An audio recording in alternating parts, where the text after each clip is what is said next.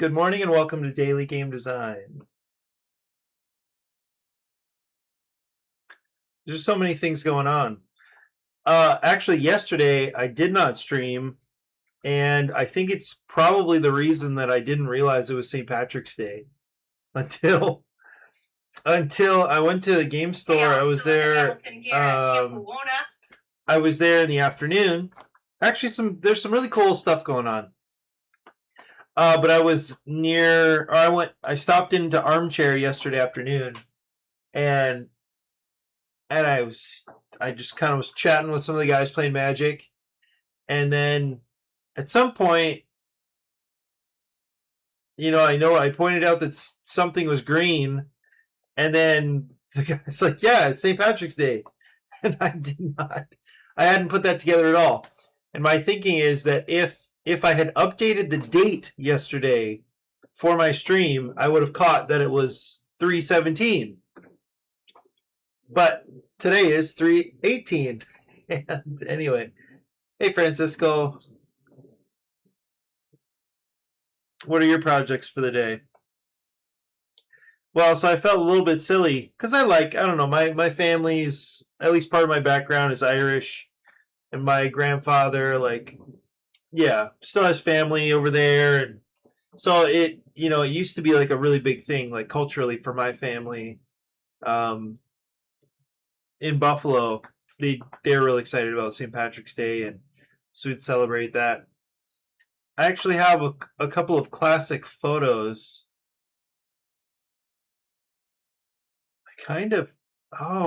Actually, I might be able to find one.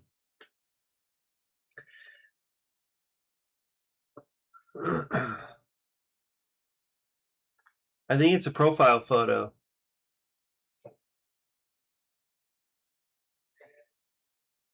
That's me. That was me.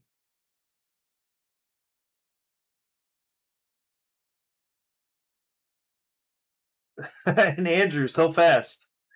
Okay, so I think it's profile photo.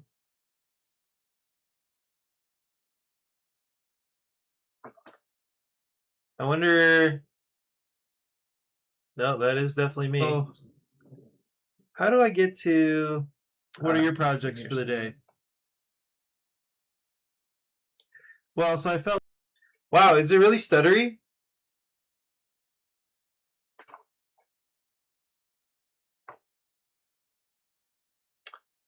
Okay, albums.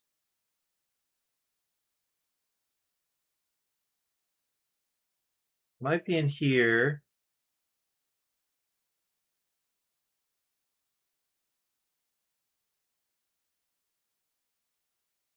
Let me check this one. Oh, good. Thank you for the feedback. In the DD rulebook, updated to reflect the current rule set that doesn't have the game on easy mode. Nice.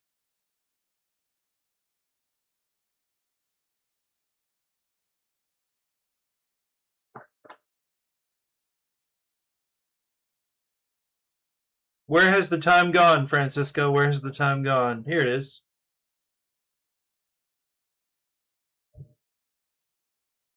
This photo reflects my previous level of enthusiasm. Not bad, right? Not bad. From 2009. Yeah, solid. 2009 though, I think this picture is older than that. I think I just joined Facebook in 2009 is what happened. The picture is, I think, community college. So I would have been 19 or something. Anyway, good stuff. Things have changed, Francisco. My hair has changed a lot over the years. But anyway, that's part of the game as I understand it.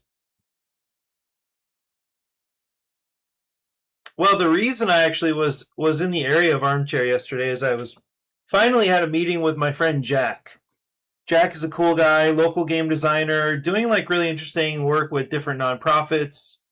In particular, they work with like Native Hawaiian groups or like Native Hawaiian youth. One of the entities he works with does that, and they like kind of promote game design among Native Hawaiian youth or local youth. I'm not sure exactly what their parameters are, but there's these guys, Theory Craftis Games, and they design games about Hawaiian history and culture. It's pretty cool. They were actually at our very first event, the first event I ever hosted on Oahu, the first gaming event that was like, like kind of in the vein of what we do now. It was up in Waianae, and Jack came out and demoed the game a little bit. Well, I don't get to see Jack very often. He lives a little bit far away, and I mean, they're busy. He's busy with stuff. So we made a point to sit down together and really cool, productive conversation, because we're considering nonprofit status as a group, to promote education, social, and individual education and growth. So, partnering with families and schools and libraries to encourage learning through games, growing through games. Jack already does a lot of that. So it was just really cool, kind of like imagining the future with him. He's got a lot of nonprofit experience, so yeah, it was just cool to sit down with him. Afterward, I went into Armchair, learned that it was St. Patrick's Day, was ashamed, and then playtested. I playtested Partyway with one of my buddies who designs games. I actually think he does have publishable ideas. He certainly has the potential to design things that are published. But a lot of that's the amazing thing for me. It's like a lot of these guys, they're like brilliant, and they they have so much exposure. They're so invested in the hobby, but it's just the design part is not necessarily their passion. And even if it is, their standard, what they have in their mind maybe is so high, and they feel like they're comparing what they do so much with what's published already that they just kind of stall out. Like the creative process is not their strength. The struggle, the resistance involved. It's not their interest. It's not their main thing. But I would love to see some of our guys like actually get to the point where we're prototyping. That's why actually this Sunday we have a design meetup, and we should have a few people out. We've had bigger groups in the past. These days it's more like 3 or 4 people come out. But the main thing is that we come out and work on games, so it's good. I just wish we could develop that. I just wish we could get some more buy-in, more enthusiasm around design. Well, that was actually one of the comments as I was talking with Jack. This is not a good place if you want to become a full-time game designer. That's just not the place to do it. And it's not the place, in part because, the infrastructure, we're not going to be like printing anything cheaply. We're not going to be, it's almost like that on the level of like just practically we're just really far from anything. And so, getting people to come out, like special guests and stuff is difficult, and et cetera, et cetera. But I think we could be a thing, especially, I don't know, like there are actually some surprisingly gifted people around. And even there's the guy John Goodenough on Big Island who's involved in big projects. So like there are actually people out here who do big things. But a bunch of them like there's several of like self-published, like kickstarted and everything, but then it just didn't work out for them, or they got busy with family or career or whatever, and so that it's just not a thing for them anymore. And it's unfortunate because they're talented people and they can see projects through to the end, and it's good stuff, but they don't those guys in particular, they don't come out for like design stuff anymore, which is unfortunate. um, well, so that was also part of our discussion, and yeah, when I was talking with Jack. But okay, so we play tested with Randy is a very heavy gamer. And so he was self-aware in that way, like understanding that this game is not necessarily for him.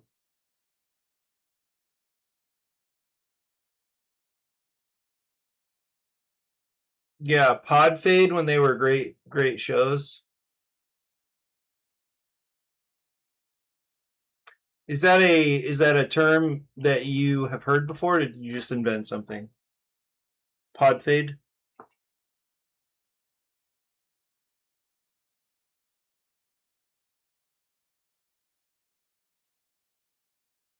What did I miss something?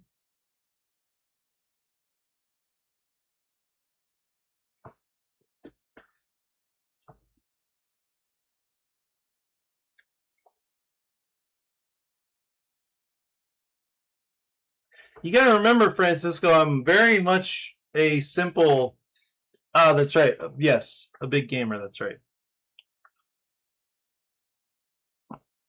I'm very much a simple, concrete thinker.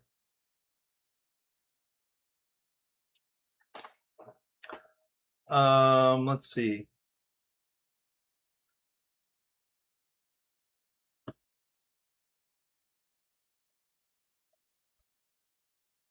I realized there was some confusion. Okay, so he is a big gamer. He is a heavy gamer. That's exactly right. I do believe I said he is a heavy gamer. I can remember that much, which is perhaps worse. Right. Um, so play tested with him, and he was able to point out some issues pretty early on, and so I got home kind of late, and well,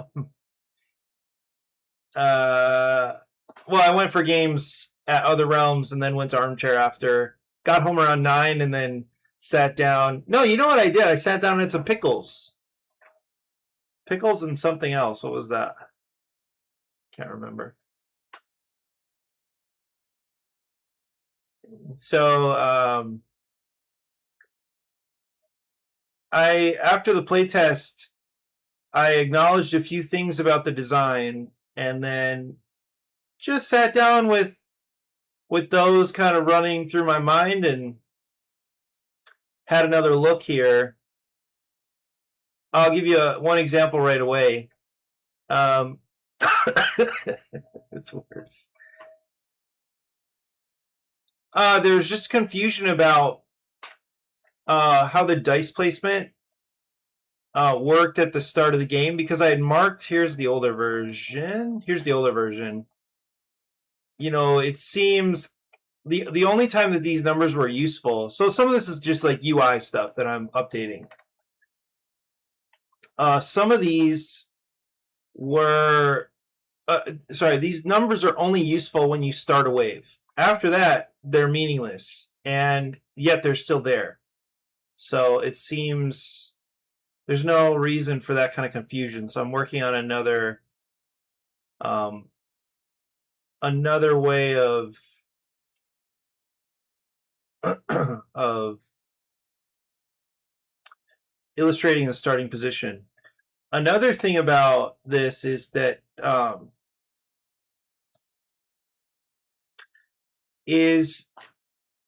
are there numbers and not dice? That's what I was just dropping in. Is just to show that they're these are just dice. These are very small, difficult to see, but that might be good because they need to be out of the way in that I don't want people to think that these dice only apply to where they're sitting. And I think I think there's more confusion if they're bigger dice for some reason. So I just kind of wanted them to be small, but and out of the way, but I'm just kind of figuring that part out right now. So marking the starting points in a different way. But the main thing that stood out is that Randy rolled a lot of sixes, like tons of sixes. And by rolling tons of sixes, he had no real choices.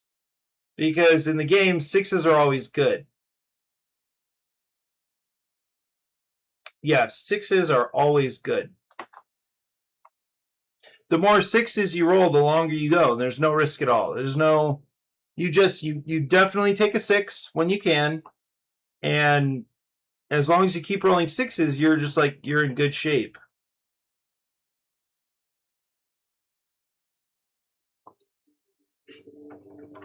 So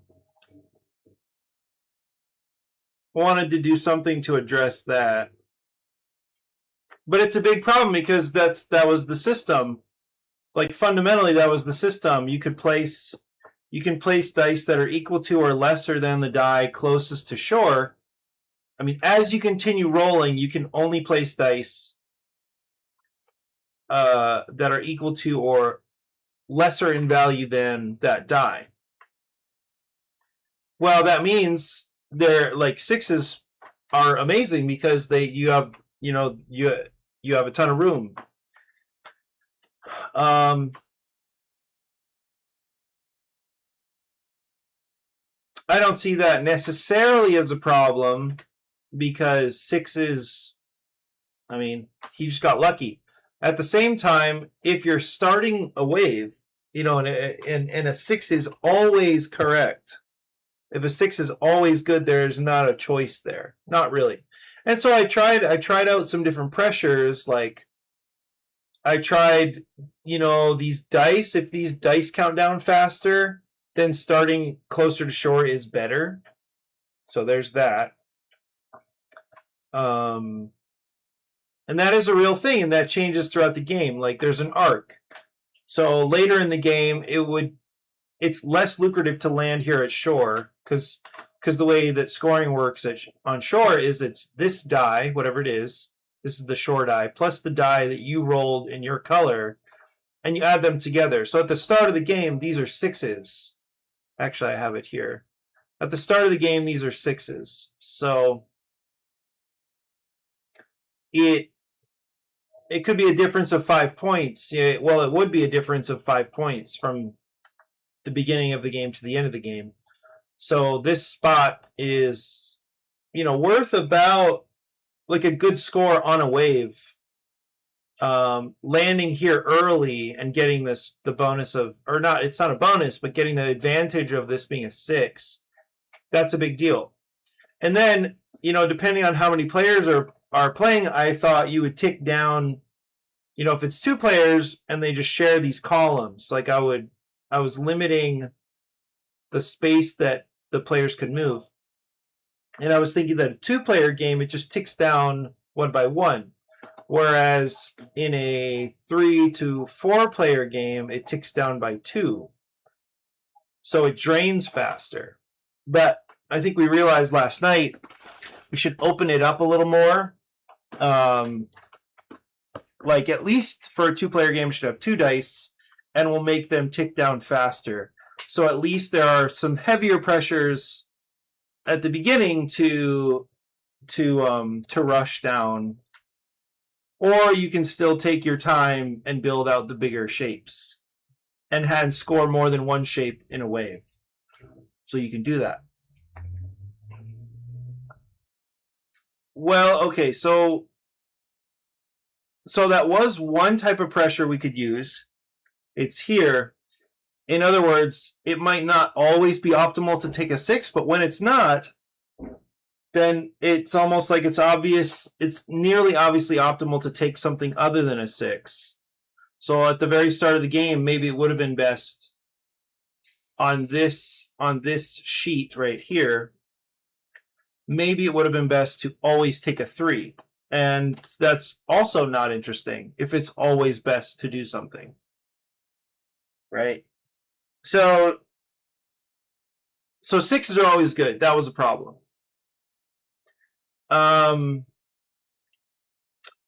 Another problem is that it was never really hard to make shapes. So he suggested NPCs, and the game has had NPCs before. Never this iteration, but earlier versions had NPCs, especially last summer when this was a solo game, and I had it on BGG's solo print and play contest, or had it in the contest. At that time, there were 2 NPCs. There was a D4 and a D6, and these represented my friend and his dad, who was also my friend. So 2 of my friends. And what would happen then is roll a die, and the thing is, in that game, it was very incremental. You're just turn by turn, one by one, you're moving down the wave. That game is dead and gone, and here we have this new version, and it works nothing like that system. And so I haven't thought about NPCs in a while, especially as I'm just trying to get the feel for whether or not this newer system is engaging to players, because it might be enough, right? It might be interesting without NPCs, but it's possible that it's not. It's possible that it needs. It's possible that it needs something. So I was thinking through the problem of the 6s and the NPC issue, and this is what I brainstormed so far. Number 1, the 6s. First, I took 6s away as a starting point, and you'll see why in just a second. But that was the first thing.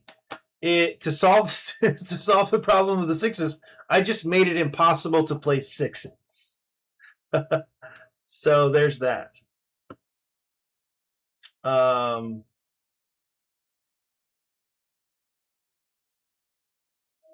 Yeah, so I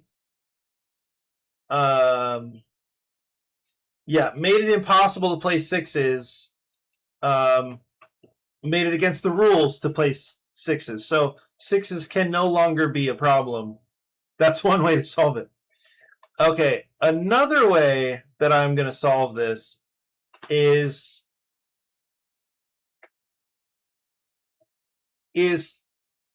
testing 1 up or 1 down. So the rule before was that you need to you can place dice. You can place all dice of 1 number if that number is equal to or lesser in value than the die closest to shore. So right, that's what I'm getting into, Francisco. You're most observant. So here's what I'm thinking. It's that you can place all dice of 1 number if they are the same or 1 up or 1 down in value.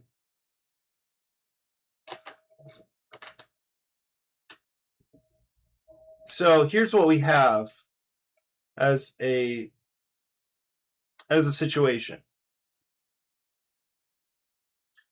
Let's say you start the run with, you know what? I think this is actually about ready. I'm just going to share this, and update the mod, and then I'll talk through how it could work.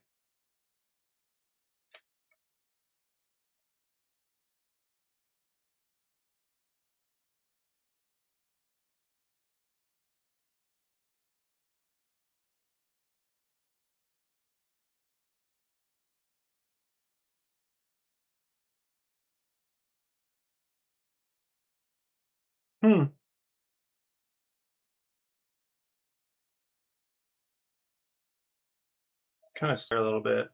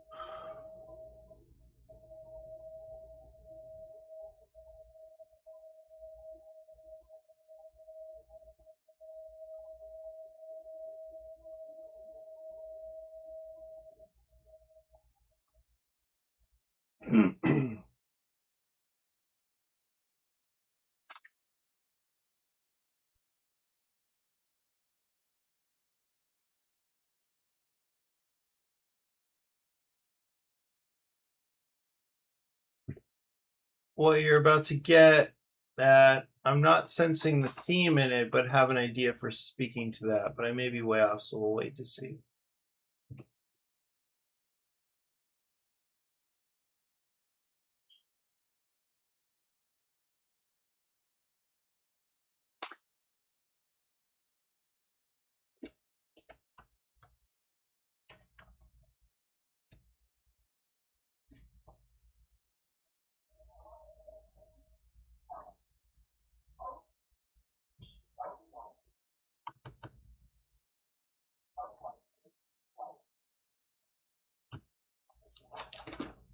Okay, so here's how it would work.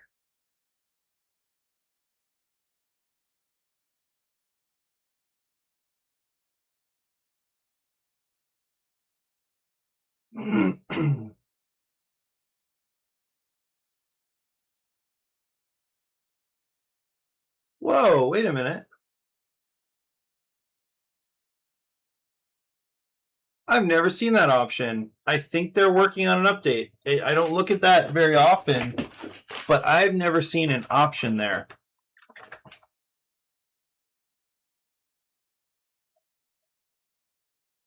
Okay, so here is the idea. Actually, let me just make a couple more changes to the mod.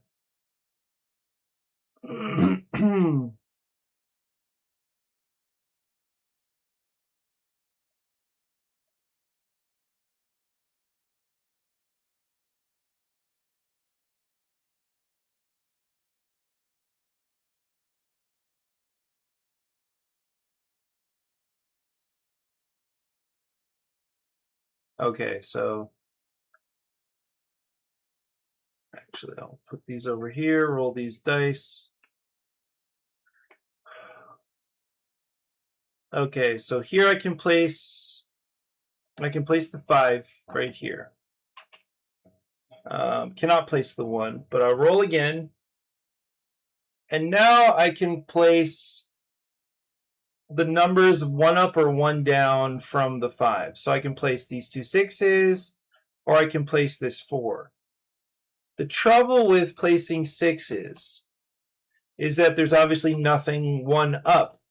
So what I'm thinking about is adjusting how scoring works so that you score based on the highest die that you've placed.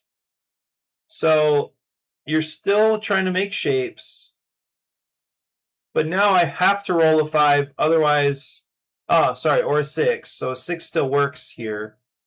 But it's much riskier to play 6s because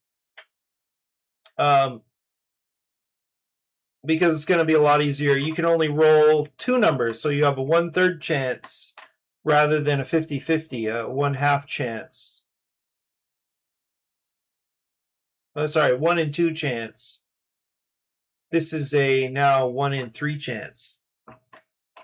So the odds go away quite a bit down if you want to play 6s. So I'll end my turn here because I'm afraid I'm not going to roll a 5. Right? So I think there's even a much greater incentive to stop and mark your board, because I think the same rule would apply as before, that I can roll whatever here. Now, once I mark that, now I can place this 2 without any trouble, and now I need to roll a 1, 2, or 3. And it looks like that was a bad roll, but I can place it. So that's how 1 up or 1 down would work. 1 is also risky, but there's no incentive for 1 anyway, because it's like, at least I can't think of a reason that a way to incentivize 1s. So let me try that again. So we roll everything.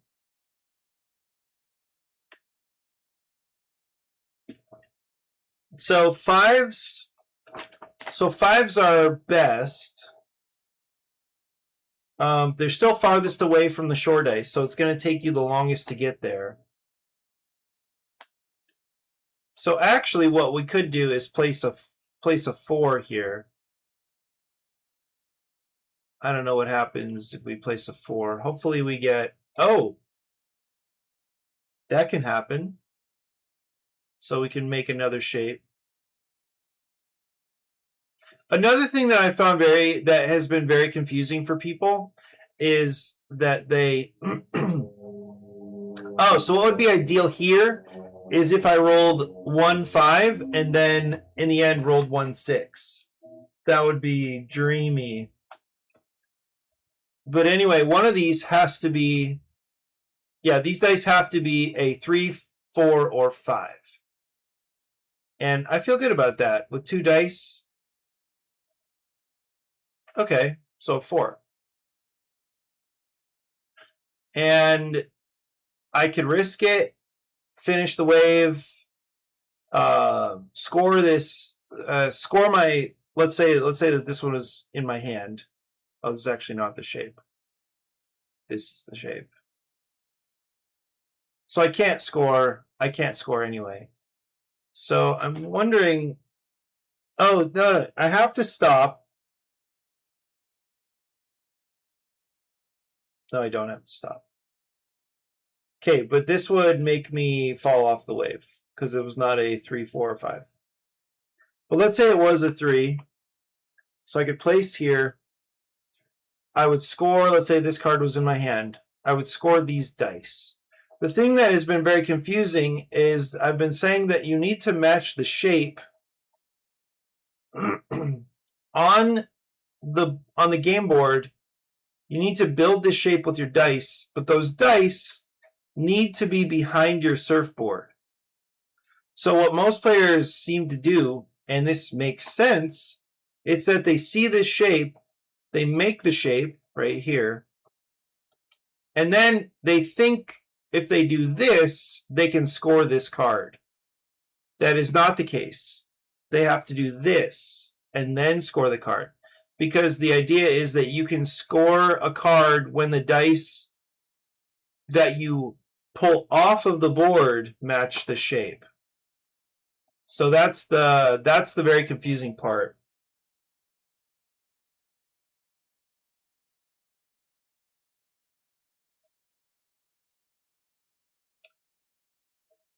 Having the wave strength determined by the d6 at the beach doesn't make sense to me. Yeah, I'd say that's just an unthematic incentive. I think that's correct. Yeah.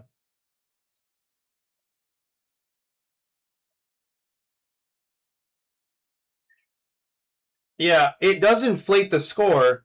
So the reason, I'll tell you, there's a like a touch of an idea of strategy there, because it actually incentivizes it, because of the way the game was set up before. Let's say you surf down here. Let me just pull some of these dice off. Here's your choice. You rush down and like finish a wave. Okay. You rush down and finish a wave, but what you get is a 3 and a 6.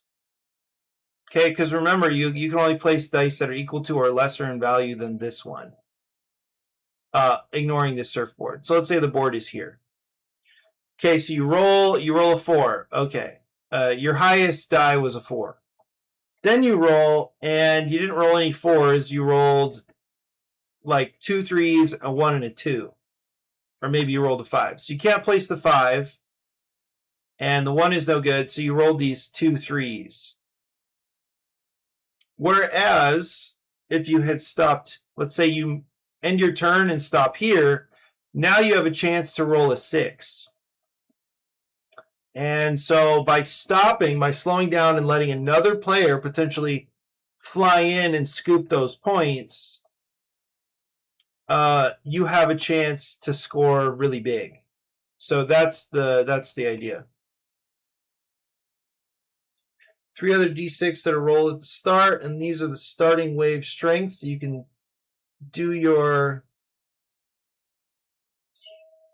place these at the top of the wave. Okay.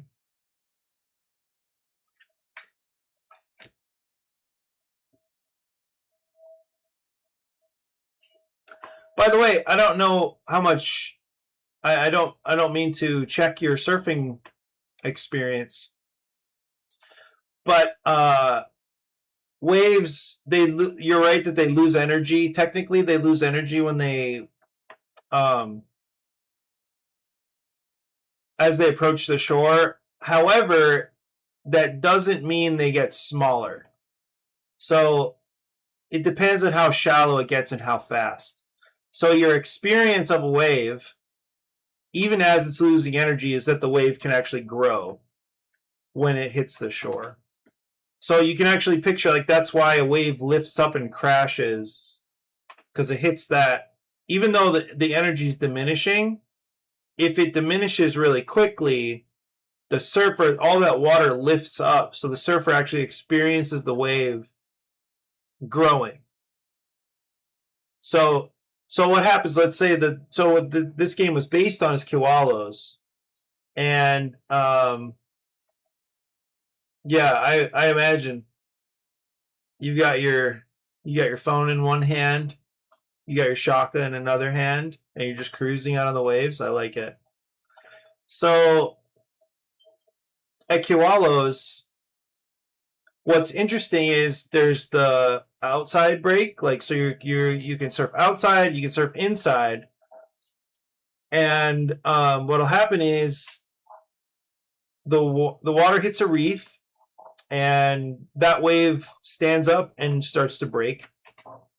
It gets deeper again, so then the wave actually mellows out, so it's a lot harder to catch from where it stands up back here to where it actually stands up again as it gets shallow. So I usually surf inside because I'm scared of big waves. So I surf inside where the wave stands back up. But there's this there's like a kind of a bowl there between where the wave drops. And in that sense, it's not very steep anymore, so it's a lot harder to catch. So if you catch it inside where the wave stands back up, and you can go in all the way from there. And depending on the energy and the direction of the waves, it actually does get steeper as you get closer to shore. So it feels like it's getting faster. So it's kind of interesting. But I understand what you mean. Like if you just think about a wave, and maybe most people's intuition, especially if they haven't surfed, most people's intuition is that the wave should get smaller as it goes into shore. In reality, that is not the case necessarily, but it makes sense that a lot of people would actually think that. So it might be running against running into people's intuition. Okay, but that doesn't mean your idea doesn't apply. So go ahead and describe your idea. So let's say we roll some dice, and now we have a 6, a 4, and a 2. So I rolled 3d6 at this roll to start, and these are the starting wave strengths you can do your +1, -1 version off of. Place these at the top of the wave.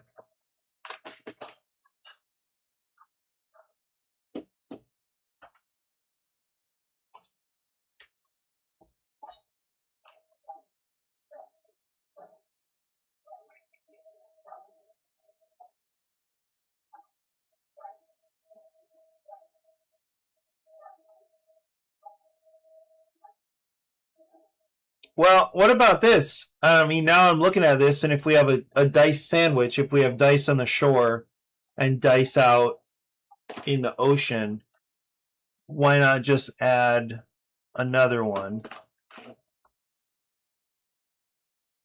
Okay.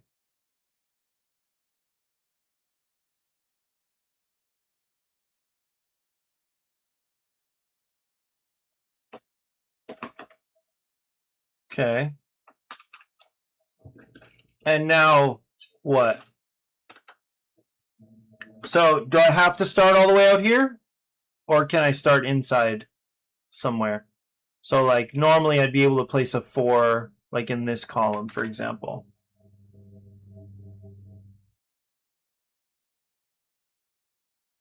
This row.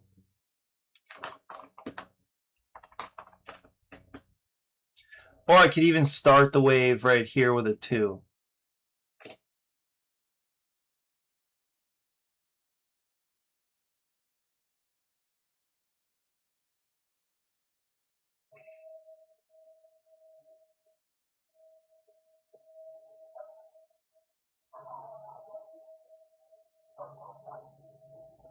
So what's okay, so you can start wherever you want, but you're going off of these dice up here. Somehow.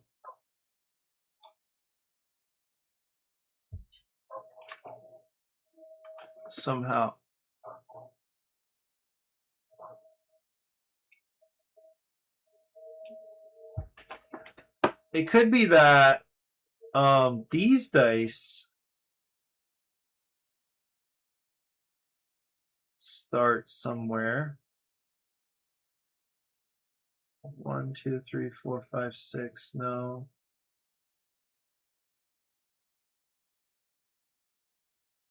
Well, here, as you're thinking about that, let me take. I'm gonna take another turn.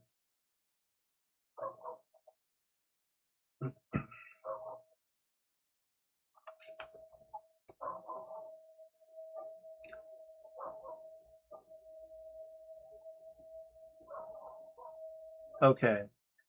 So my choices are this 3 or 4. 4 is closer to 6. So maybe again that's a problem where there's not a real choice here. Just because it's closer. Here is this a choice? No, maybe not. Okay, yes, again that just makes more sense thematically because different waves have different strengths, but I realize there is more to have to think about.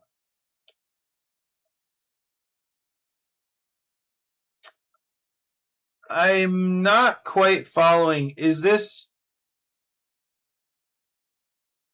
Are you saying like that the waves, this is like the set of waves coming?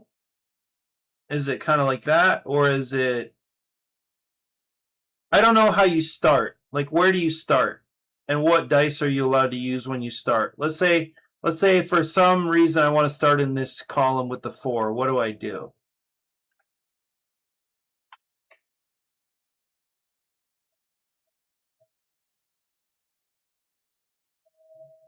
I realize I'm putting the heat on you there, and you're typing furiously while you're on a longboard, and I'm sure that's difficult. I should say you're swiping furiously. Do you swipe? Do you swipe as you text?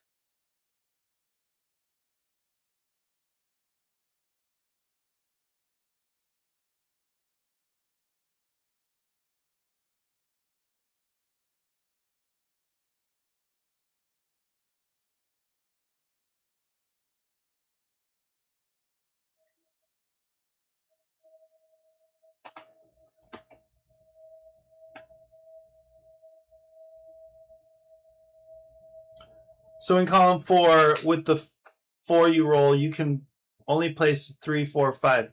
Yeah, but where? Are you saying that you have to start way out here? Or are you allowed to start anywhere in this column? Or if you start with a 4, if this is a 4, then you could start with a 5 out here, or you could start with a 3 in here. Is that what you're saying? Anywhere in the column, but with any number, or do you still have to care about, like, could I start with a 3 out here?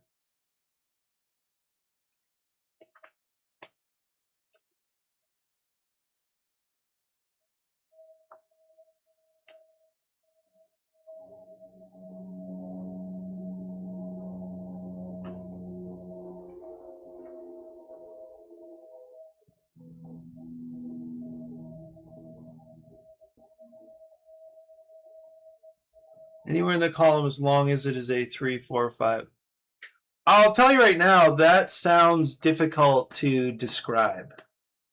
Just my first impression. Like, the rules sound pretty hard to talk through.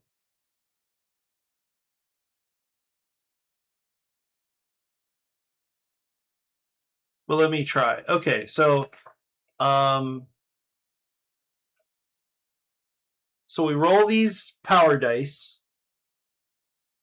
and then you roll your dice. Then from your dice, you choose one that is 1 up or 1 down from one of the power dice. The same as or 1 up or 1 down from one of the power dice. And you need to and you can place all of that number of dice starting in the column with that power die. And you can start in any row from the power die as long as it is the same as or 1 up or 1 down from that die.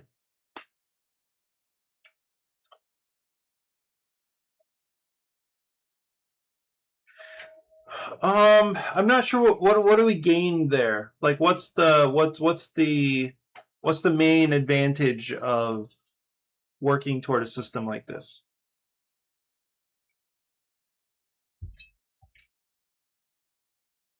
I actually visually I like that there could be this dice sandwich.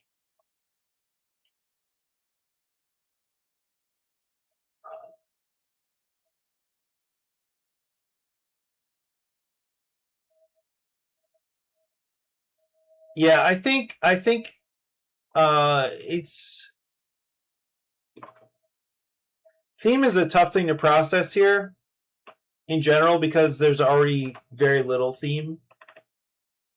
And so maybe trying to add one angle of theme versus some other angle of theme is it would get kind of arbitrary, I think, but it's not it gives more choice. You mean it makes them analyze a little more? The thing is they can start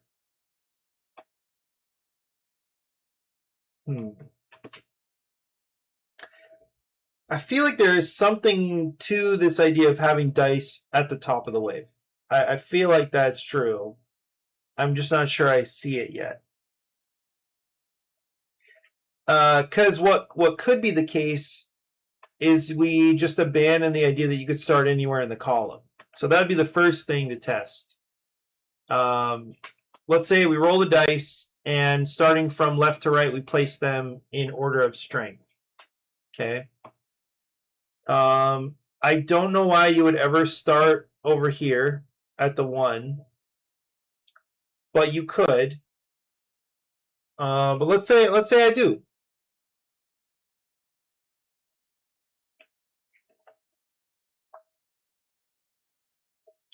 And now I get these 2s, right? And then there's another 2.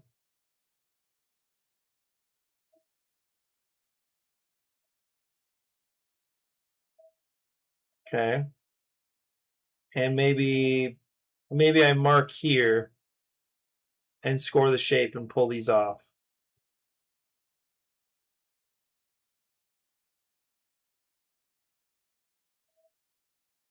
Roll starting dice and then pick a column to start in. What they have to place +1.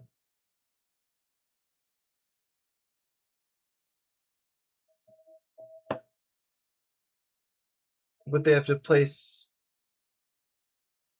their starting die. Okay.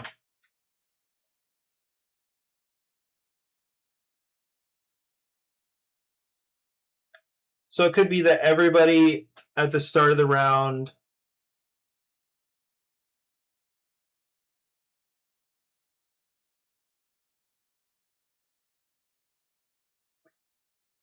so everybody takes a die and rolls it, let's just say. Right? And then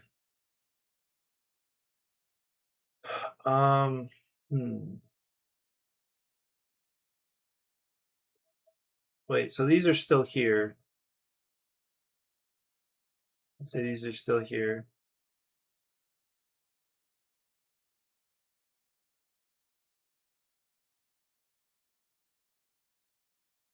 Okay.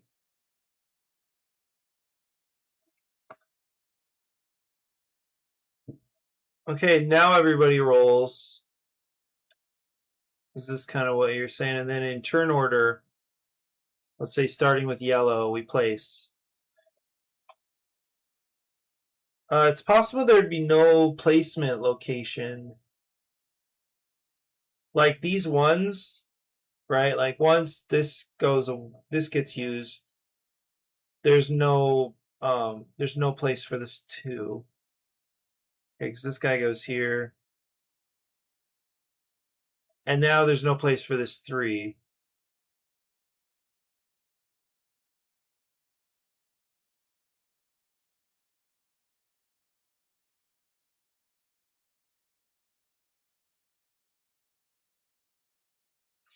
I like something. I think there's something though. Okay, not like that. Francisco feels misrepresented. I'm so sorry.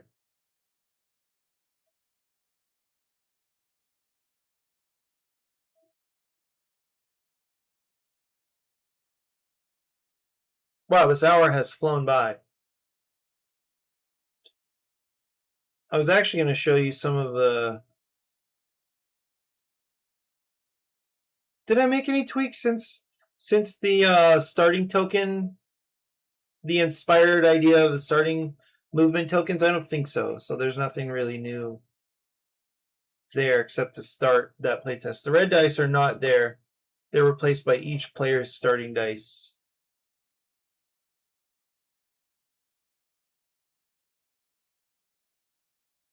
So I think so what, these roll? And then is there a turn order thing?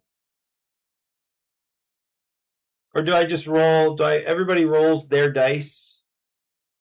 Okay, maybe oh, I can do this. So they roll and roll and roll.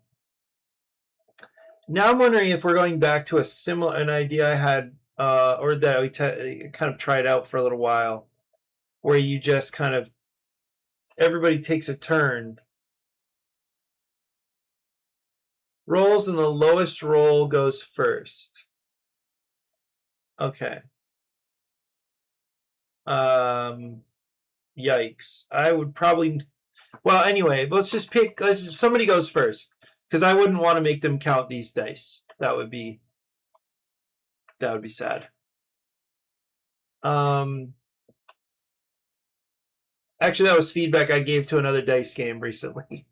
I don't want to make people count pips. That'd be a heartbreak. But anyway, we establish that there is a start player, and then what?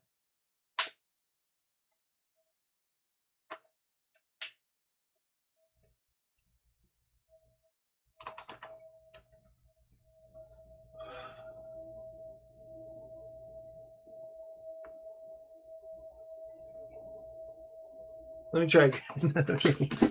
This is good exercise. It's good practice for a heavy gamer like yourself. It's a good exercise. Okay, start of the game.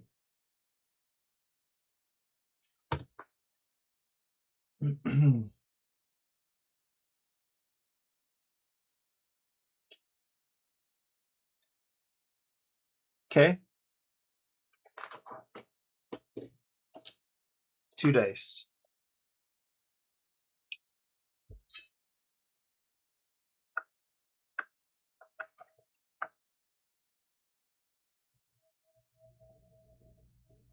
I tell you, Francisco, I've been loving Beyond the Sun. I've been playing it a bunch. And it's just been super fun.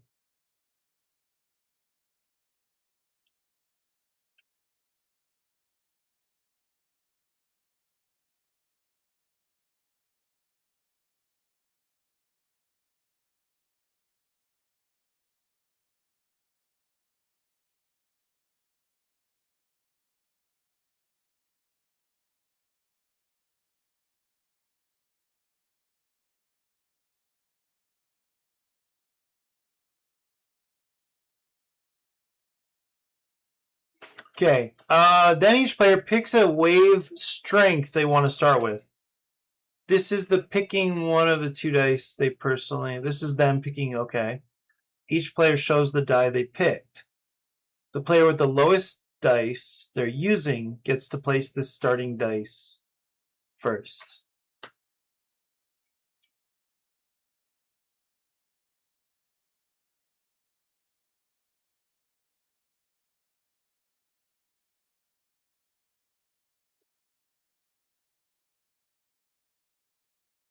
Okay.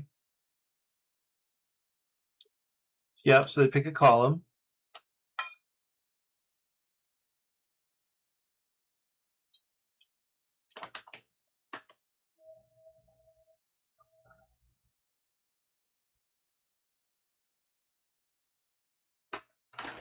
While you kind of work on that,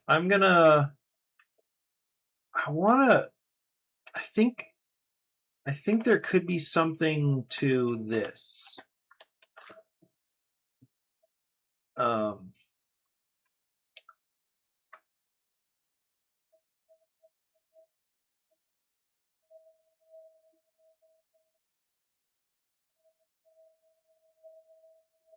So are you mainly talking about everybody just like initially placing a die, and that's the main focus of what you're describing, is like how and where do you start on the wave as like a whole, as including all the players? Okay. Oh, I see.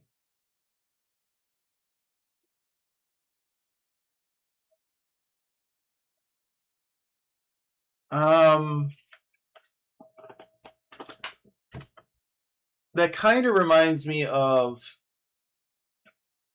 Well, it definitely would. I think it would require like changing up a fair amount of what is on this sheet right now. let's say, for example, that somebody rolled 2 1s, right? They certainly have the lowest, but where are they going to place? Because right now you can only place a 2 through 5.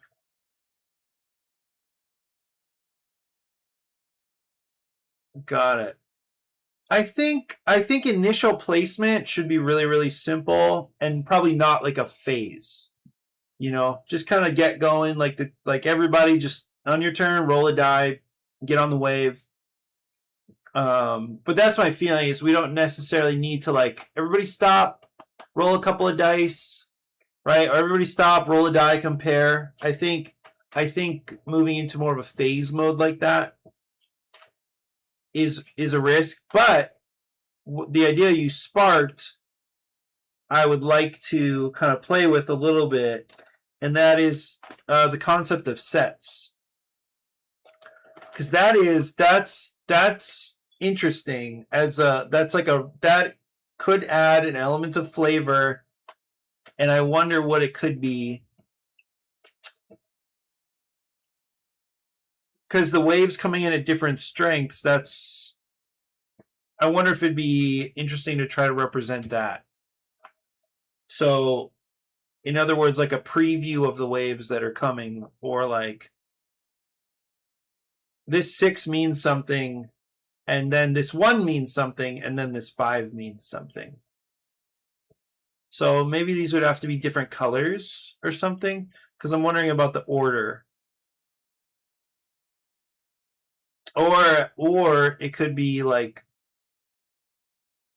yeah, I think having dice on this end of the wave is a really cool thing to experiment with.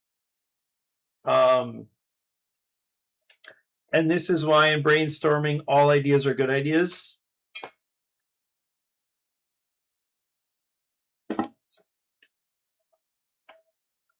I just don't know that we need anything more right now.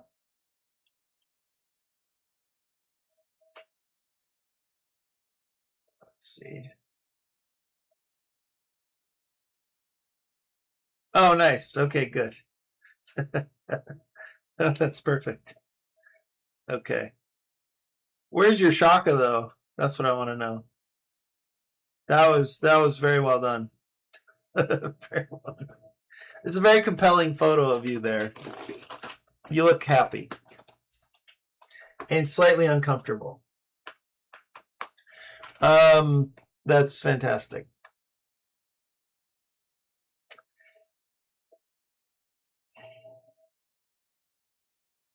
Hmm.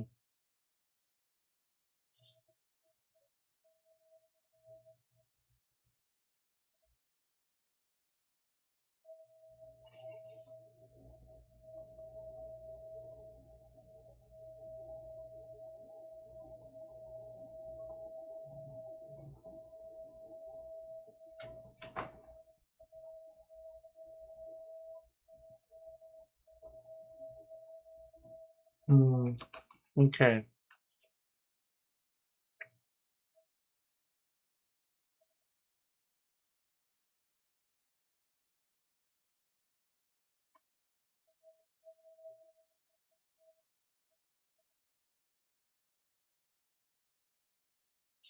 I like the choice, the potential choice where somebody rolls all their dice and then they get to pick something from all those dice. I think that is a nice flexible start to the wave.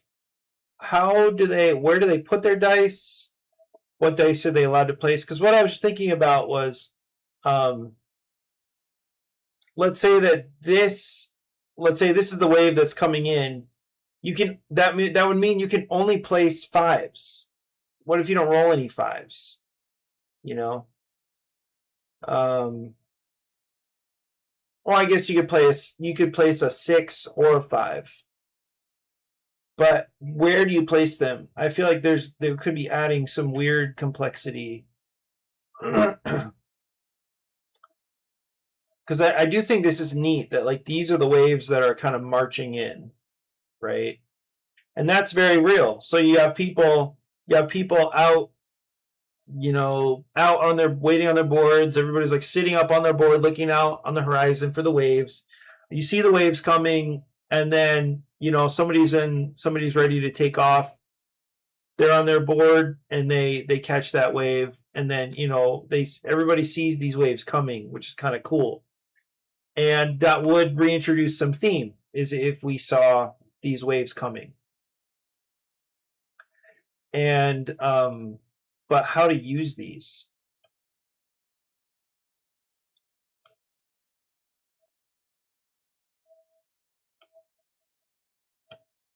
I like this. I like the potential flavor here. It's just very different from anything I've tried to implement so far. Because then also with this one, like, what do you do with this?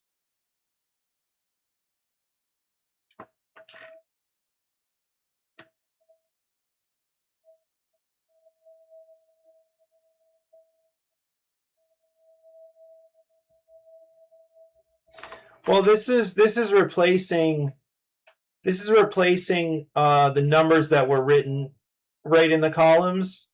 So pretty much to start a wave, the idea is that you roll. Okay, so the range that I have is the useful dice are like dice that I can place somewhere in one of these rows. And I could start anywhere. Yeah, I could start in any column. So I could start way out here as an example, or I could take these threes and start in the row for threes. So this is the row for threes, fours, fives, and then of course twos. I did it like this because it's also confusing to have all of these have all the numbers here. I'll show you what it was before. So this is what it was like before. And so this, because these only have to do with catching the wave. So if you roll, you know, if the highest die you roll is a 4, then you would place out here on one of these 4s, anywhere in this row. And the thing that was confusing is that, does that mean you can only place a 3 here? No, it does not. That's just a starting number.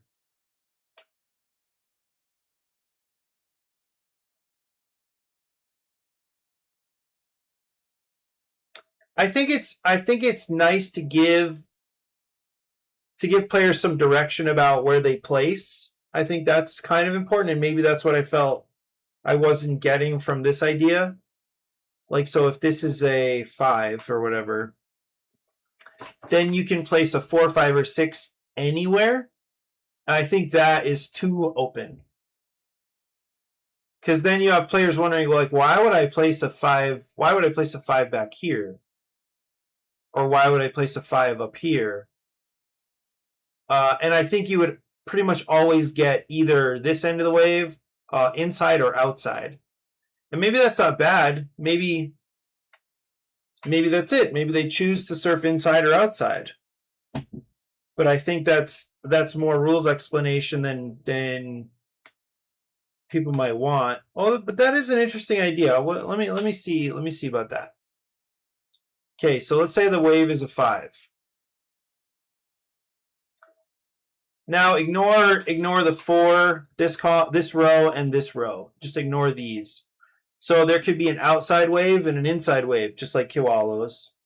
So you roll your dice, right? And it's a 5, so you could place a 4, 5, or 6.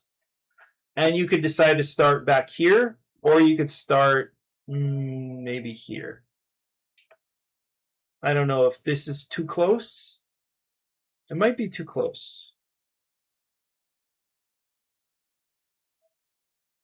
This is kind of interesting though, like limiting the spots that are available. Let me just see what that looks like.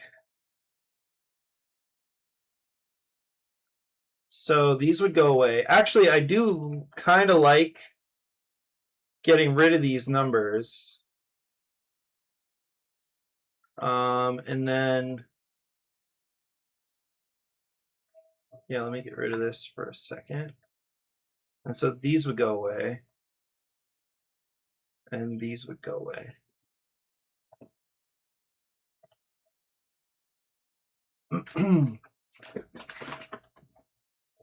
So there's more of an either or decision.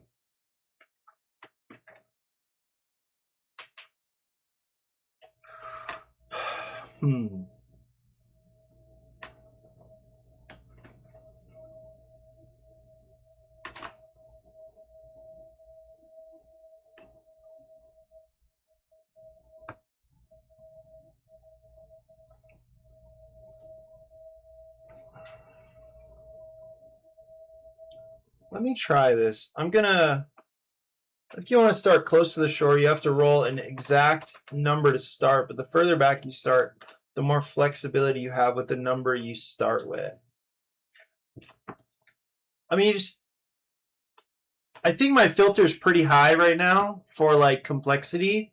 So like that kind of evaluation sounds complicated. Right? I'm just trying to go simple. I know we're not there yet. I know the scoring is not simple, but I do want this to be relatively simple. So you can try it. I don't know what idea it would spark, but already it sounds like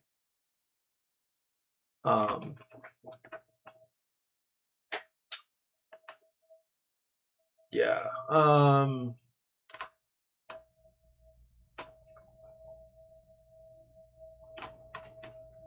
Right. I do think missiles would make everything better right now.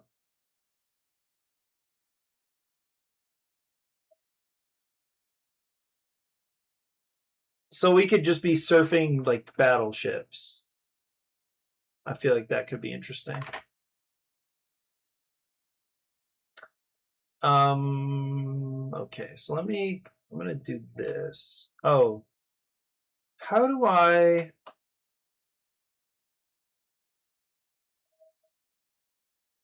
I forget how to reset. Wait, what is reset?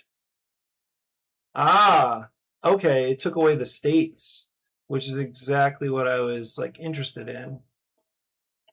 I can copy this and then add as another board option.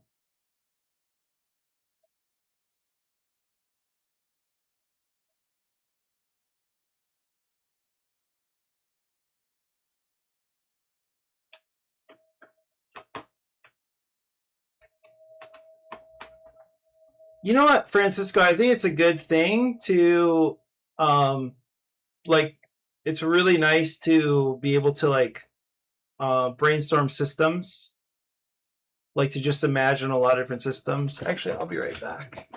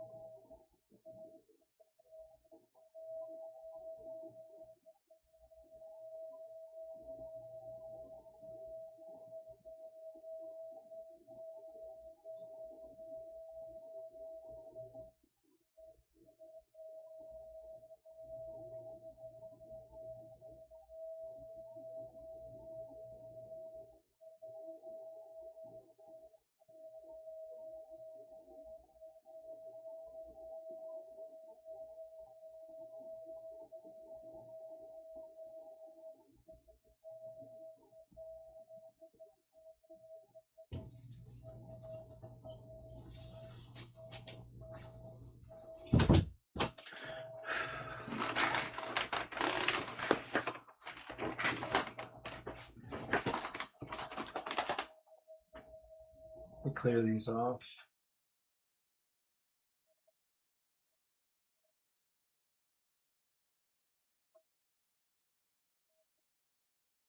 Yeah, so like brainstorming systems is a really powerful ability, I think. And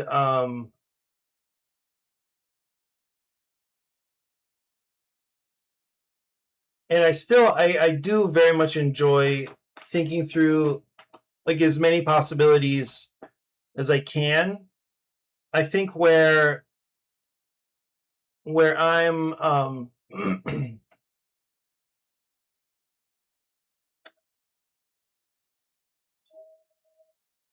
yeah, what I'm trying to develop is like a filter for an audience. So like last night when I introduced the game to my friend Randy, um I started the teach by saying, okay, this is like a Gateway Plus game. This is not for, you know, this is, well, actually, something I said in another setting recently is this is not for grandma who's only ever played, you know, Bridge, right? This is a Gateway Plus game. Um, but also, like, aren't the best games like there's like emergent complexity from like really elegant rule sets? Maybe not the best games, but I feel like that's like holy grail stuff. It's like if you can find that elegant system where there's emergent complexity, that's amazing, right? So very low rules overhead. Um,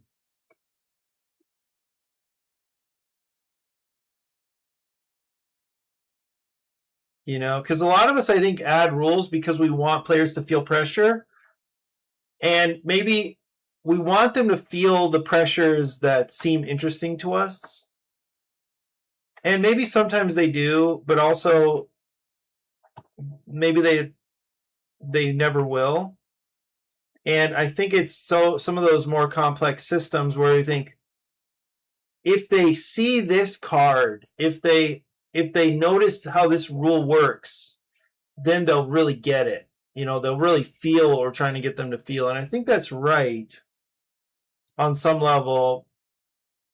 But I think if that becomes like the I think that thinking like leads to more naturally complex games somehow. If you prioritize, if I add this pressure, then they'll get it. And then if I add this other pressure, they'll see it, they'll feel it. They'll get the sense of tension that I'm interested in. And I feel like I don't know. I don't know if that's maybe I'm wrong there. Yeah, not too sure.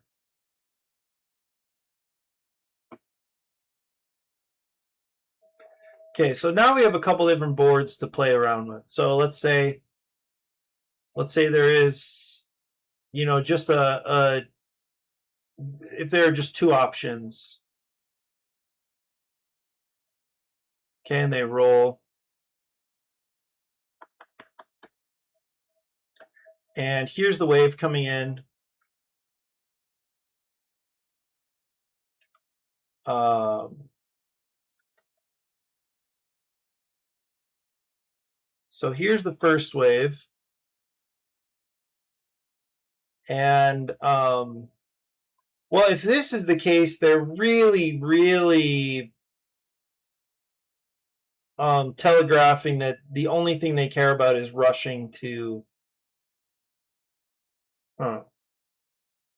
Okay, so let's say I've got these dice, and the first wave is a 5. So I could catch the 5 out here by placing this 4, or I could catch the 5 in here placing this 4.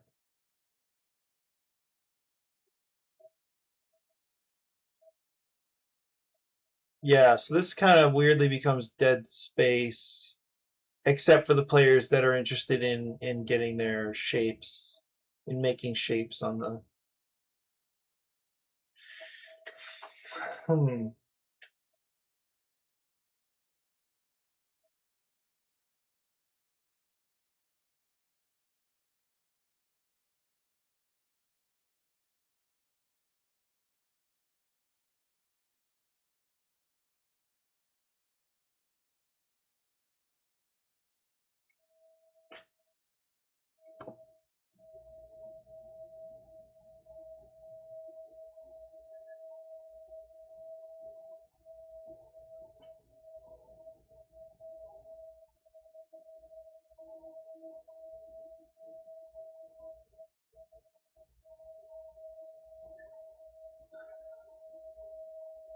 What if we roll this die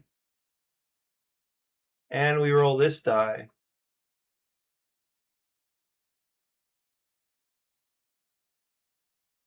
So the outside, if you catch the wave on the outside, it's a 5. Catch it on the inside, it's a 3.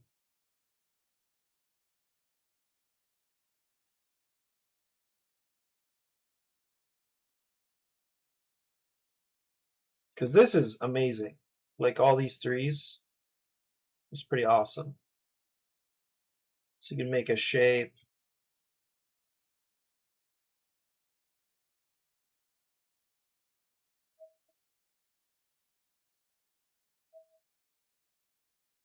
And then I could roll again and hope to get... It might be that this is just slightly too close. Maybe one further back would be better, because this ends the wave right here.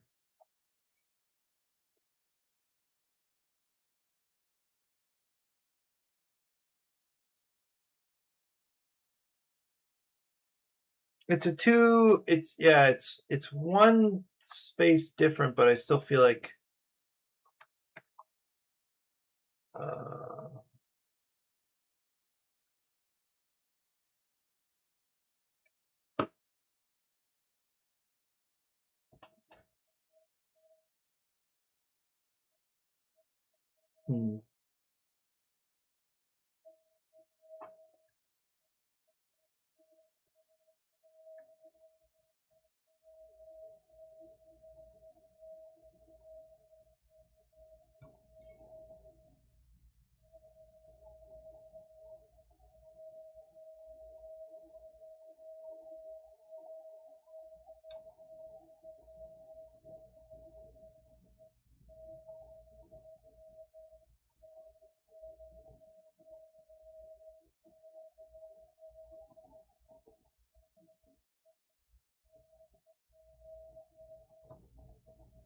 don't love that this is getting in the way. I want to be able to move these. Okay.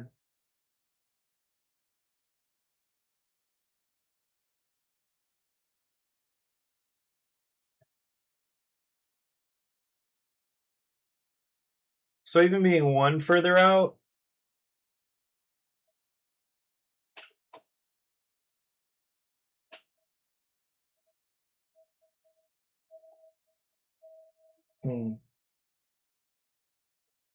yeah, I don't know if there's a...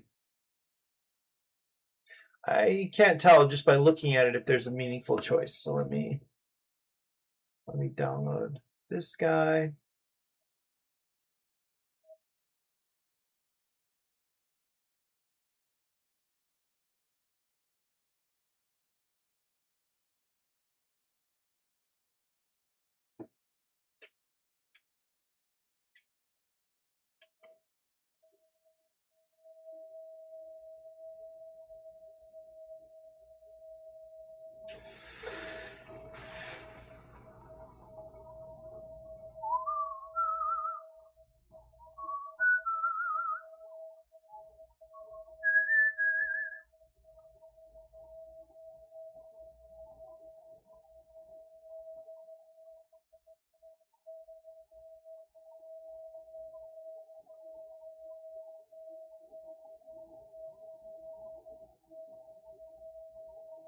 Yeah, just with a kind of first blush, first glance, why would I choose one of these rows over the other? Except that I have no choice, right? So if this is a 6 and I rolled, and this is a 2, let's say for example, and I rolled 4s, 5s, and 6s, then I have to place out here, right? So there's no choice there. But why would I place Because I can still get at least 1 or 2 shapes done from here. So why would I ever go out here? Then we have to start building in like more bonuses and stuff like that.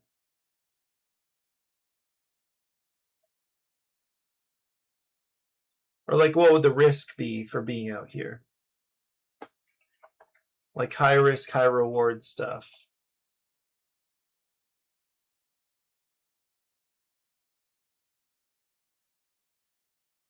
Without adding like, oh, you can start out here, but in order to score, you have to make it all the way in here, or you have to pass this row, or something like that. Like without adding a rule, or at least a rule that would be like kind of obnoxious.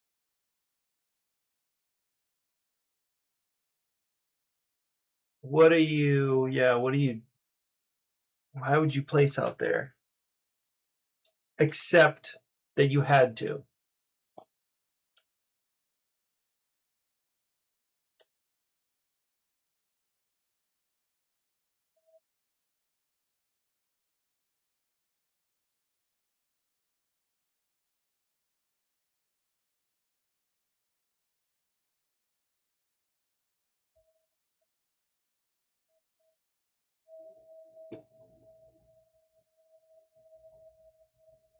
Yeah, more points.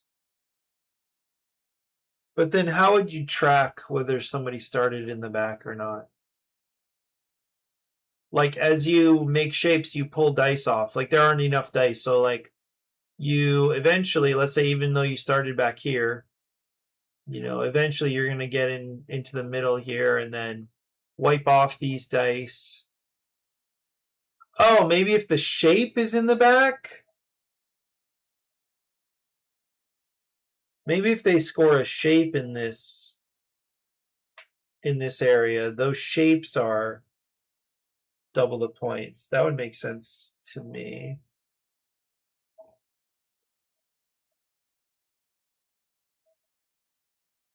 But if they're double the points, why would you ever start inside?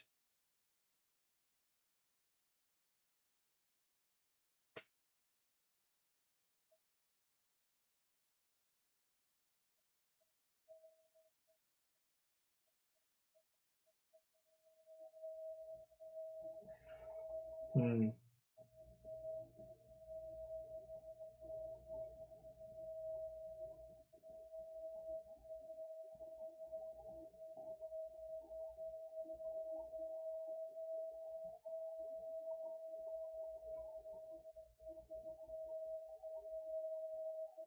Yeah, I think then it kind of becomes like a playstyle thing where you like either you're scoring a shape and rushing to the bottom, or you're um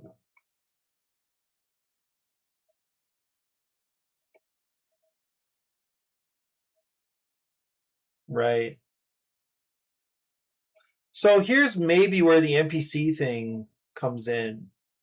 So one of the ideas I had was like let's say you roll 3 NPC dice.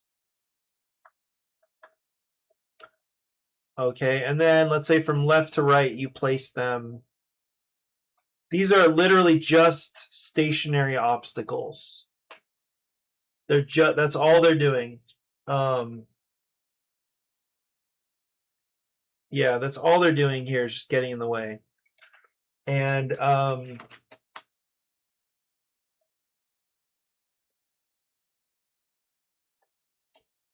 don't know when they get re-rolled.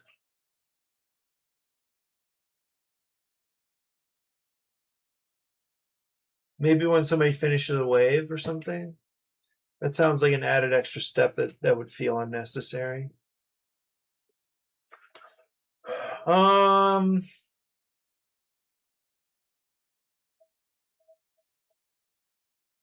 hmm.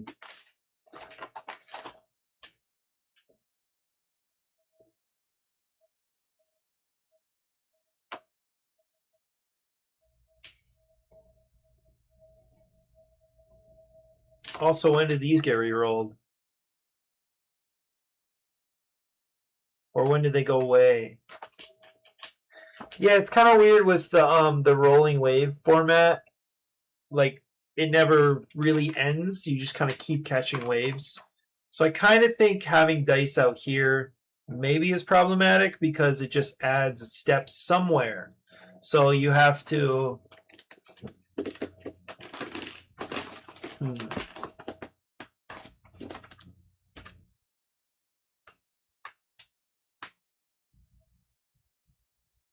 Yeah, it's just like another rule you have to write down on a player aid.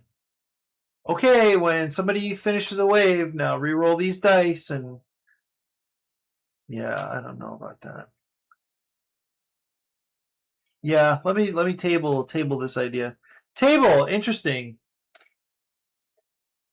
Tabling an idea in a corporate setting means like pausing on it, right? Tabling an idea here means playtesting it, right? That's pretty different. I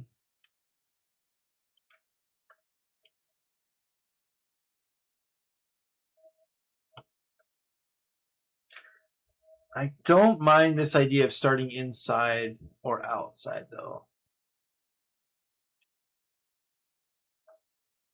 But starting with whatever you want, that I'm not sure about.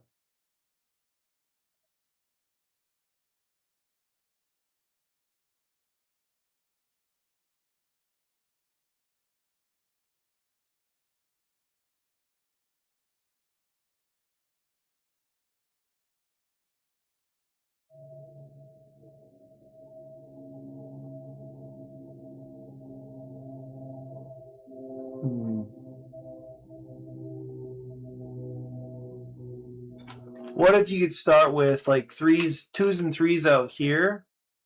No, fours and fives out here, twos and threes in here. I don't know.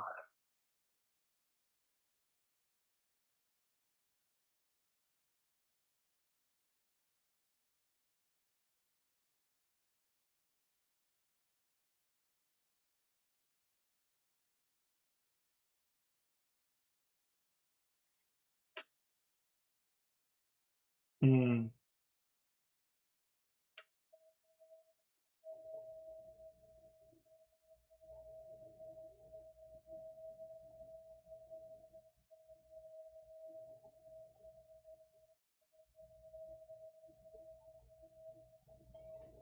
Did you see there's a guy?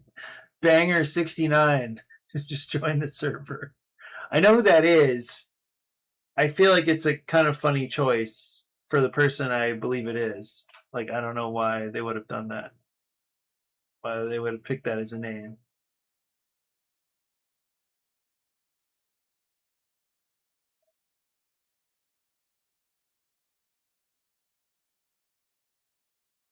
Yeah.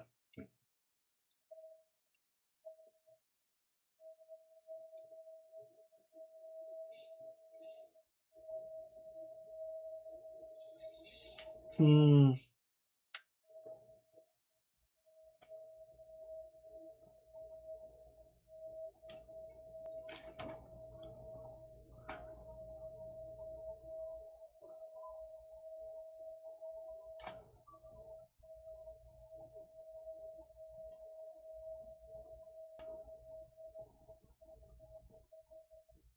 Yeah, I might be kind of stuck on this one for now.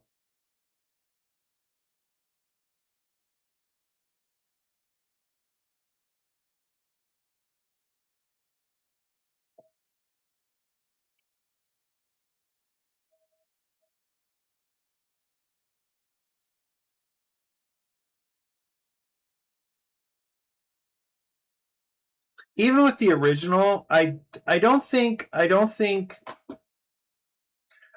this system is completely broken, like, or dead. I think it's fine.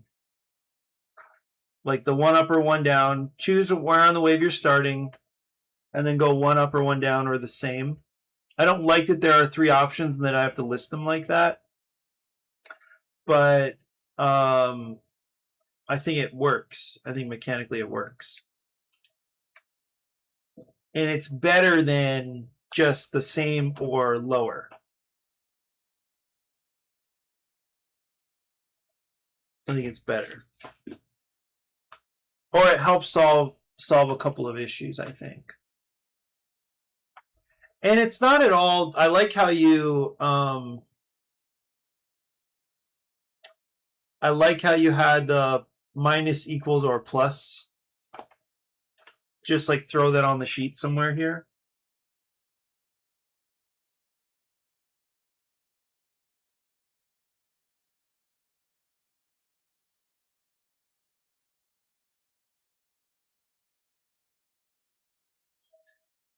Yeah, so I think that's okay. I think what was kind of cool to think about is if there were sets of waves coming in or like surfing inside outside, but I don't. I feel like this is probably fine. So what's the weird stuff? The weird stuff in the current with the current model is scoring shapes is still weird. I was thinking about a way to represent on this card, like where's the surfboard? But then I'd have to add one of these to every card at the bottom of, right? So if here I can actually do it.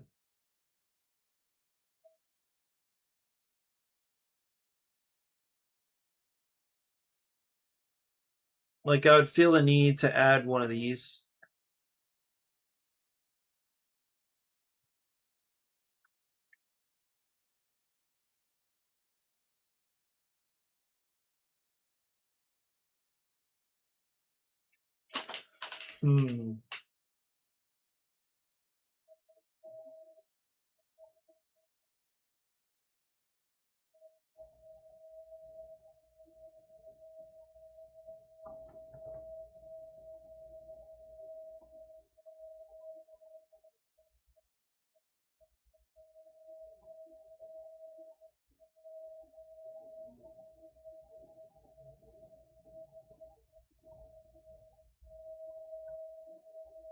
Okay, so it looks something like this.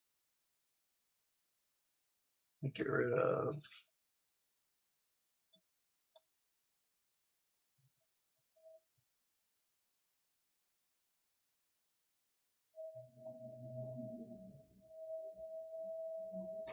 Okay, so the surfboard would be like you'd have to put little boards.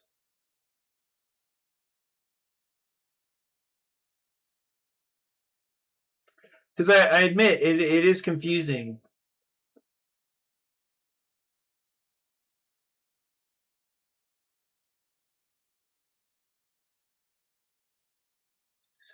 So it would kind of need to look like that. And then just put a little surfboard.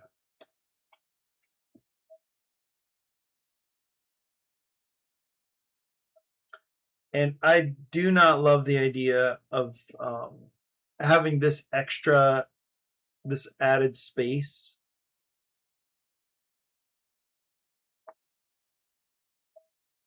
So like if this was, it could basically, I would do like probably like a,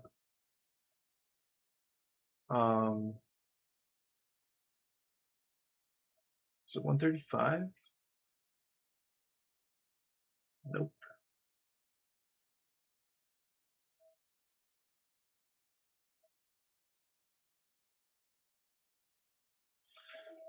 Oh, it's by 30s, I think is what this is. The angle change. Oops. So I would do this.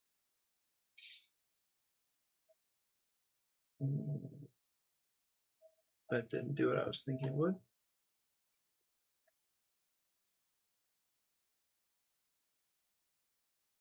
Go 120 the other way.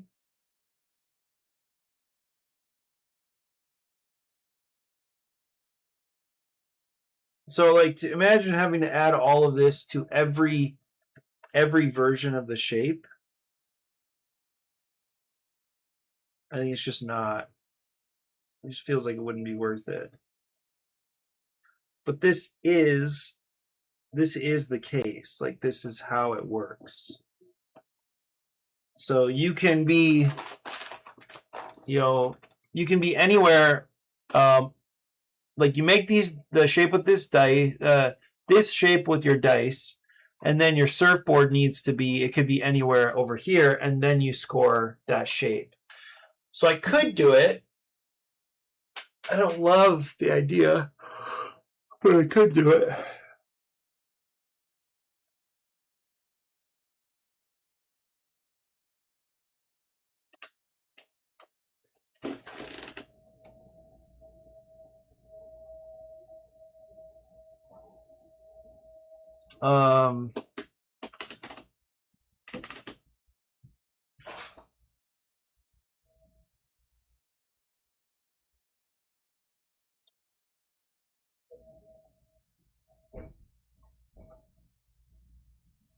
So I just make all the shapes smaller then? Like this? Right? Like, that's not that cool.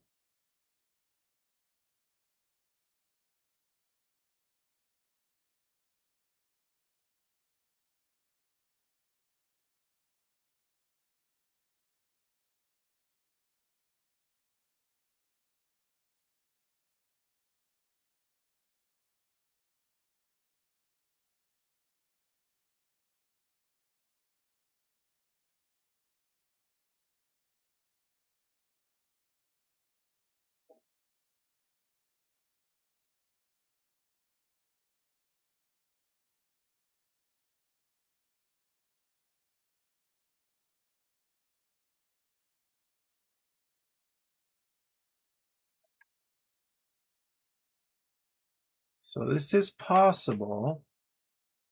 Oh.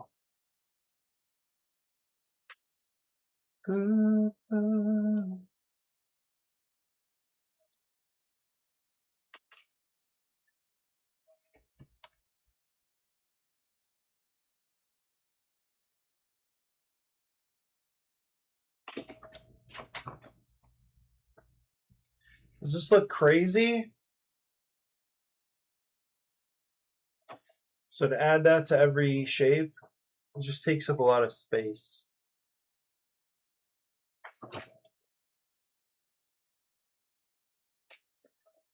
The other thing is,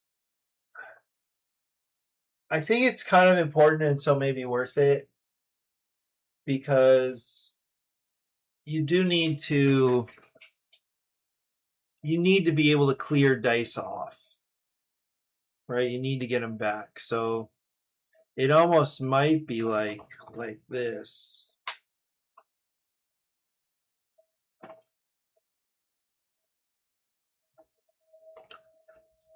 Looks like we're having some connectivity issues. Okay, so it could be kind of like this.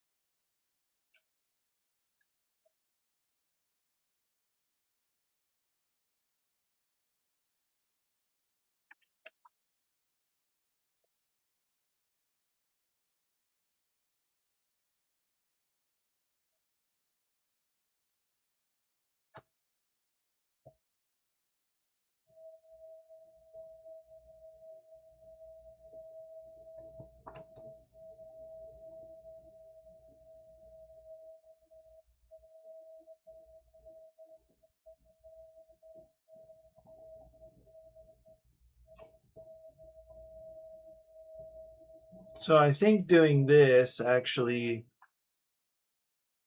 I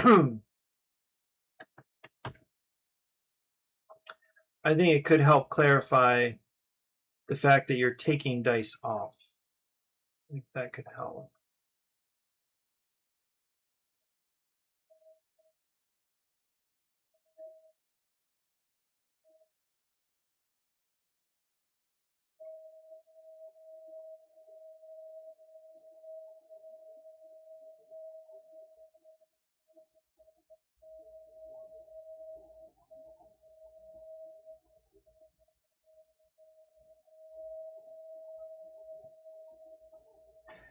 So maybe this is much better.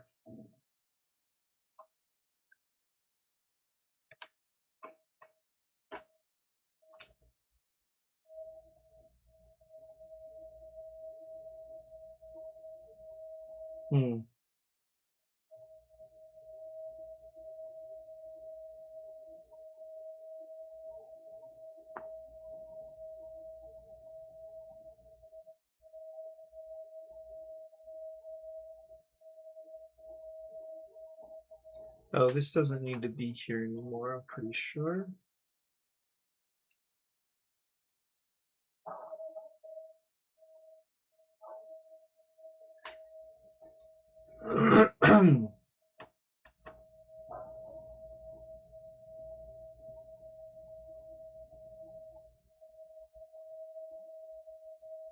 And then I can, you know what I can do too now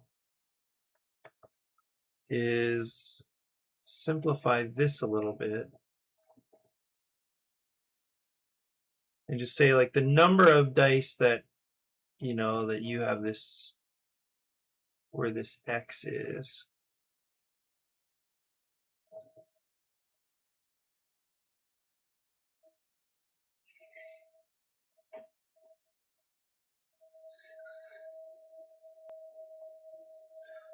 So I think that's good.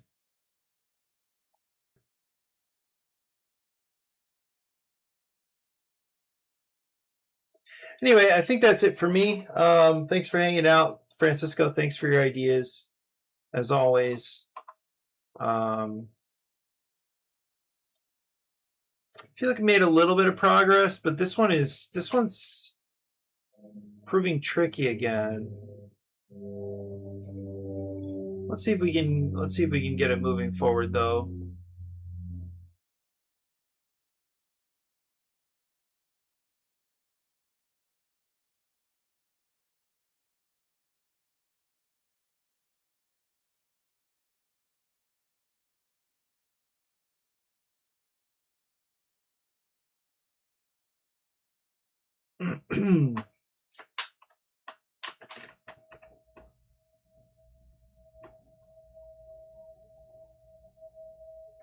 Yeah, I think that's working.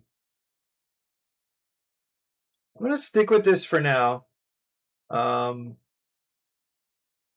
Just see what kind of reaction I get with some playtesting. I'll have to reprint these cards for sure. Okay, all right, that's it for me. Bye bye for now.